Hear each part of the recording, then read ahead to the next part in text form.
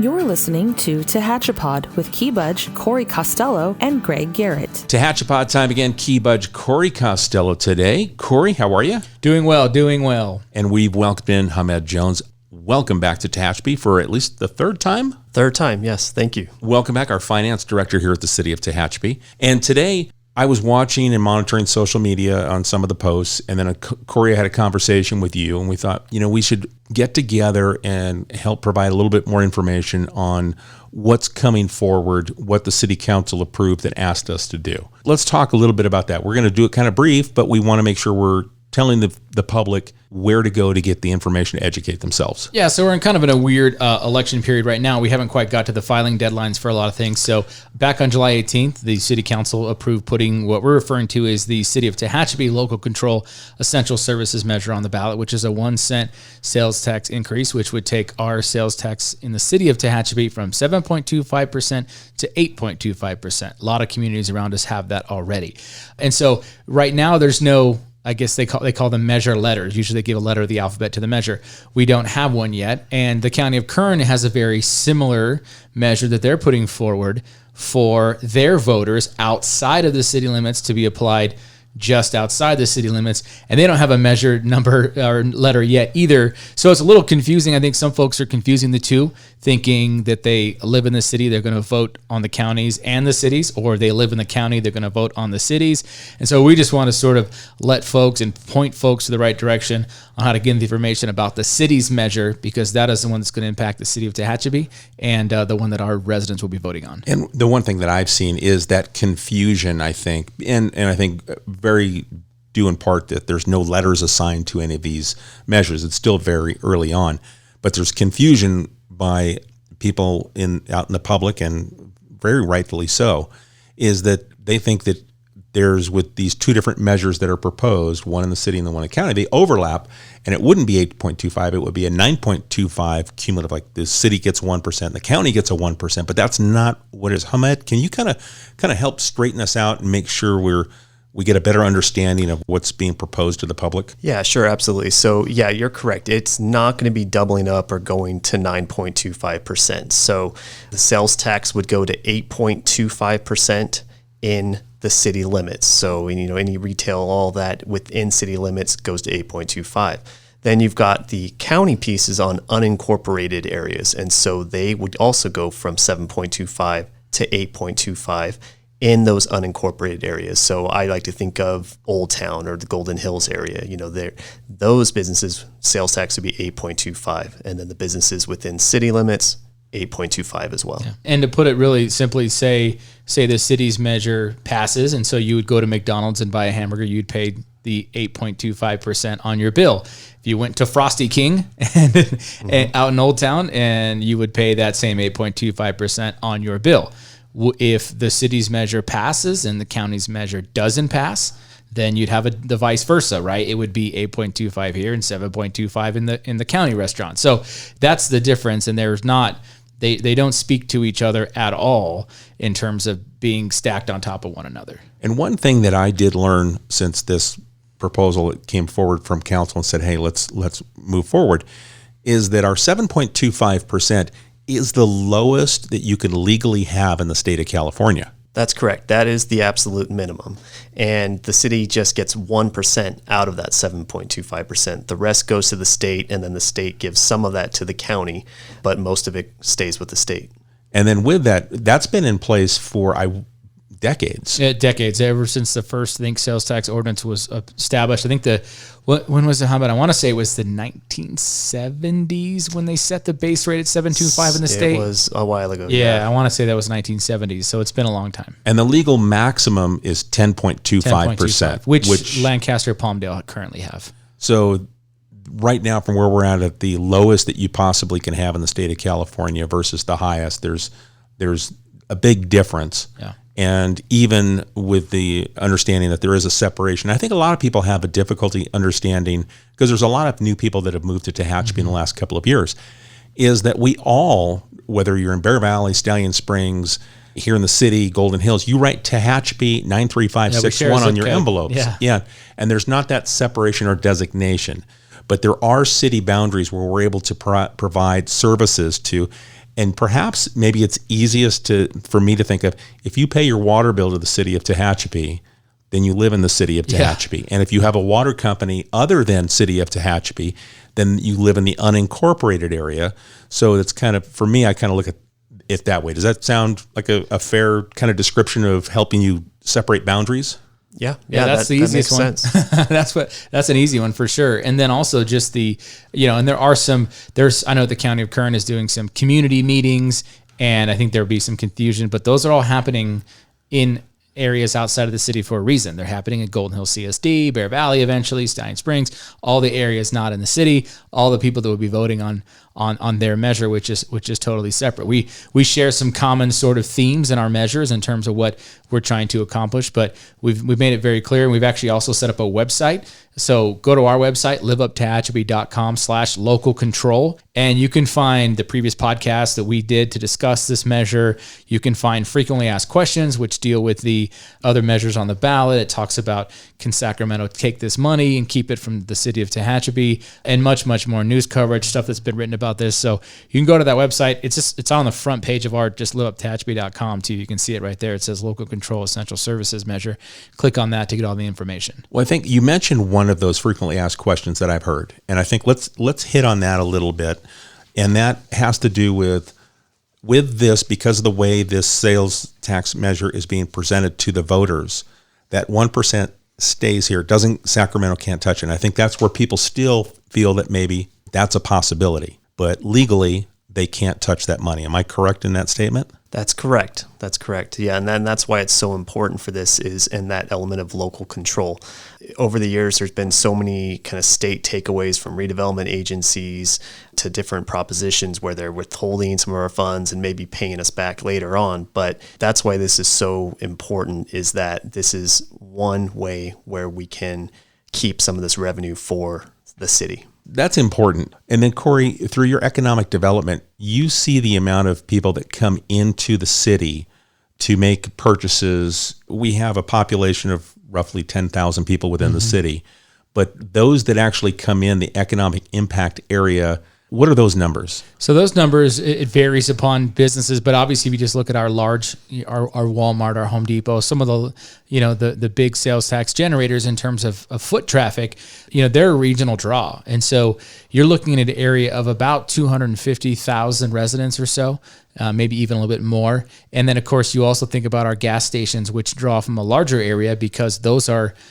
passing through. Those are folks on their way to Las Vegas from Bakersfield or Fresno specifically. We're kind of right in the middle, and we're a perfect travel stop, and we see that quite a bit. And so those folks come in, they make a deposit, so to speak, and they purchase their goods, and then they leave.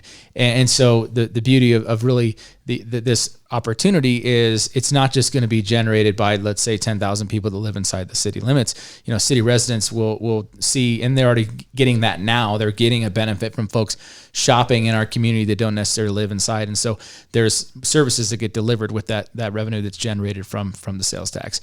And I want to bring up one thing else too that was brought up.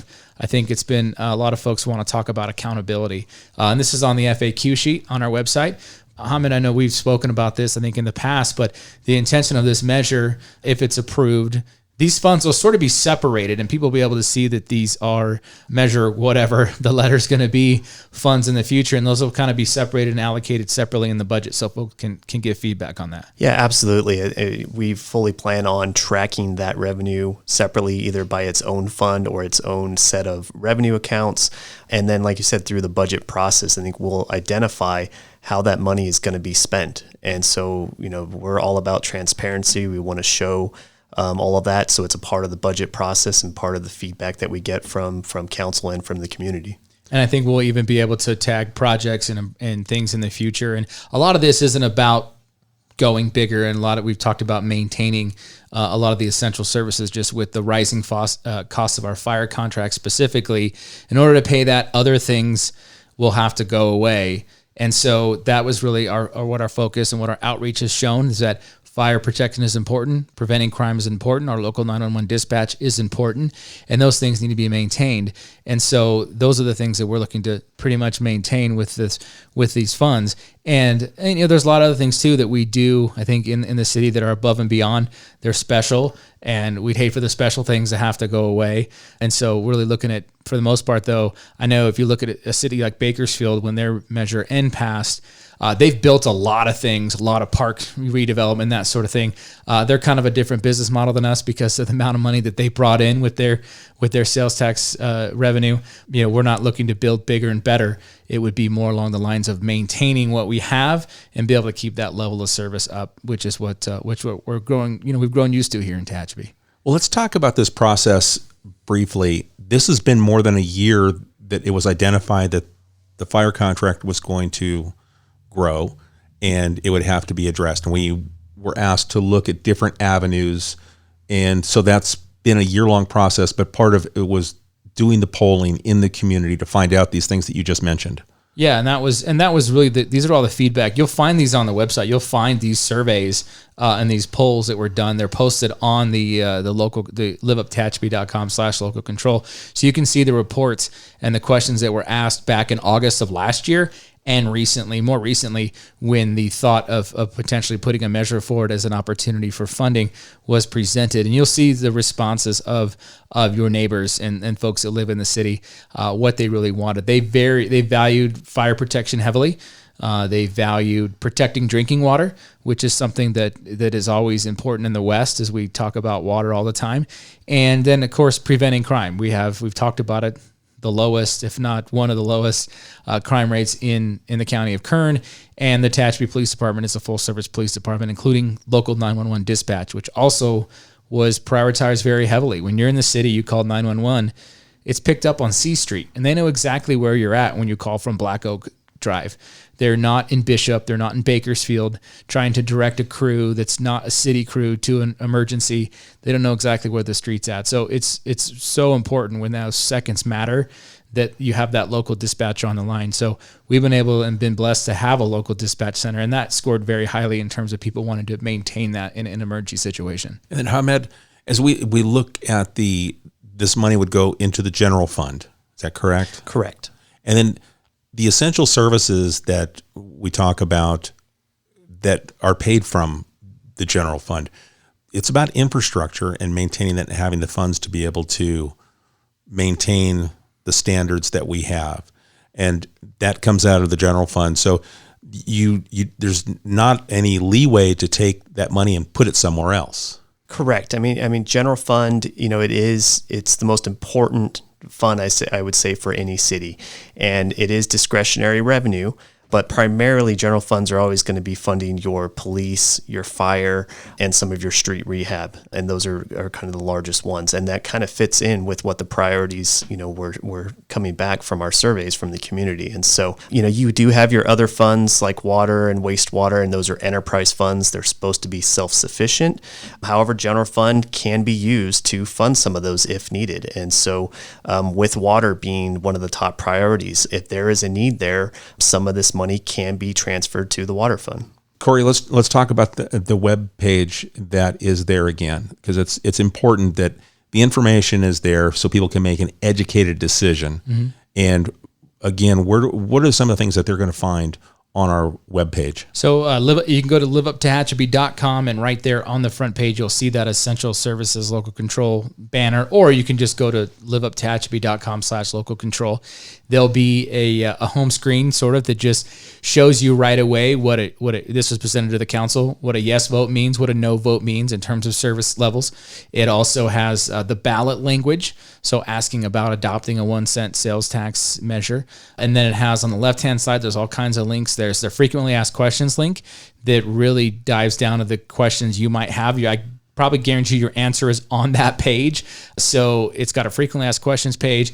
There's a link to the podcast we did a day or two after the council decided to put this on the ballot unanimously. There is a page that's got media coverage, so everyone from the Tehachapi News, the Bakersfield Californian, Channel 29, that have done stories about this measure, that is on there as well. And so there, and like I said, there's a bunch of information that you can get the surveys, you can get the polls that were done through our consultants, so all that's on the site.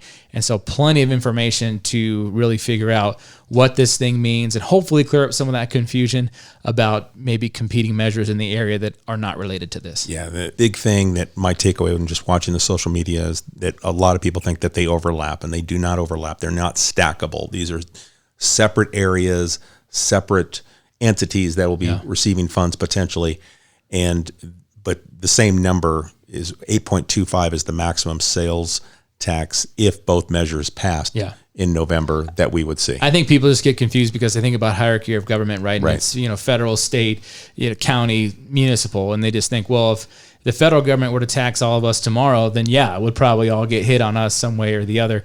But it's just not how this works. There's no sort of trickle down of this one. So if the county, although in the hierarchy of government, I guess you could say they might rank above us, it does not have any impact on ours, nor does ours have any impact on them. Okay. So, Hamed, anything that you think that we'd want to share right now that we haven't touched on? I know that we're probably going to revisit this as we see more questions come from the community and try and address those in the coming weeks. I would just say, like Corey said, check out the frequently asked questions, all the information that's out there. If the public has any more questions, they can always contact me, contact the city, and we'll get back to them with answers right away. I think my email address is on the bottom of the webpage as well for questions. And so happy to answer those via email. It works out really well. And if you do live in the city and you have an organization that you work with, whether it be a service club or something like that, and you want more information, we're able to provide an education sort of in an outreach to you to just kind of show you what this means on both sides of it, really just give you an education, a presentation. So we're happy to do that. It's not part of our business model. We're not going out and doing a lot of community meetings. We did those already. We did those over the last year, but happy to address folks individually or in a small group setting if they would like that. So that request you can be done on the website as well. And if they'd like to stop by coffee with the mayor the third Thursday each month, we're there to answer questions. Stop me in the store. Stop me in church. I had someone ask me in church the other day. It's okay. I'll answer it whenever. Yeah, we're sharing. And that question was actually about Sacramento, which we talked about. It was, can the governor touch this? And that was their question. And so happy to answer that question. Yeah. So I think that for us, our job is to make sure you have the information so you can make an informed decision. Mm-hmm. And that's what we want to do is we want to send you over to our website so that way you can take a look. And again, Corey, the web address? It's liveuptehachapi.com/local control. Okay, and then it may update as we get a measure letter that's assigned to it. That URL will still work, but once we get a measure letter, that might slightly change. But if you type in that URL, it'll continue to work. Okay. All right, folks, if you have a question, if we've created a question for you, again, Corey's got his email at the bottom. Hamed's is on our website also. You can send it to myself or media@TehachapiCityHall.com. We'll make sure that we get that question answered. Guys, anything in closing before we wrap it up? I'm sure we'll be back in a couple of weeks to answer some more questions. Maybe there'll be an FAQ that didn't pop up on the sheet on the website that we'll have to address, but happy to do so. Well, guys, thank you for taking the time because this was an impromptu. I said, hey, people are asking out on social media. Let's see if we can answer some questions. So thank you for coming in. No problem. Again, media@TehachapiCityHall.com. We appreciate the time you spend with us, and we'll talk to you again real soon right here on TehachaPod. TehachaPod is a conversation about Tehachapi designed for the people who live here or who would like to know more about this mountaintop community. If you have a question you would like answered, email media@TehachapiCityHall.com. We will try to answer it on a future episode of TehachaPod.